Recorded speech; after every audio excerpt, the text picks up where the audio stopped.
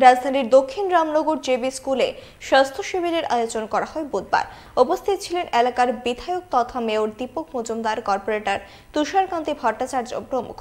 শিবিরে এলাকাবাসীদের পাশাপাশি পড়ুয়াদেরও বিনামূল্যে স্বাস্থ্য পরীক্ষা করে ঔষধ দেওয়া হয়। প্রতিক্রিয়া দিতে গিয়ে উদ্যোক্তাদের কৃতজ্ঞতা জানান দীপক মজুমদার। আমাদের রামনগর বিধানসভা অন্তর্গত এই মণ্ডলে বিভিন্ন জায়গায় বিভিন্ন শরণার্থী যখন যারা আশ্রয়স্থল ছিল, ক্যাম্প ছিল, তখনও কিন্তু স্বাস্থ্য শিবির হয়েছে, ডাক্তারবাবু এসে চিকিৎসা করেছে, পরীক্ষা করেছেন, তাদেরকে সুস্থ রাখার চেষ্টা করেছেন। আজকেও এই উদ্যোগ গ্রহণ করা স্বাস্থ্য দপ্তর থেকে।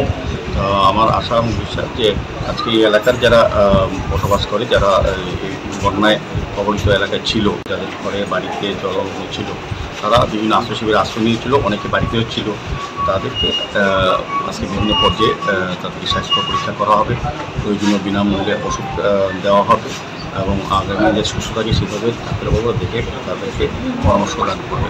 আমি এই বুথের যারা বুথ সভাপতি সহ যারা কার্যকর্তারা আছেন তাদেরকে ধন্যবাদ জানাই। বিশেষ করে আমাদের রাজ্য সরকারের স্বাস্থ্য বিভাগের যারা ডাক্তারবাবুরা এবং প্যারামেডিক্যাল স্টাফরা এসেছেন তাদেরকেও শুভেচ্ছা এবং ধন্যবাদ জানাই।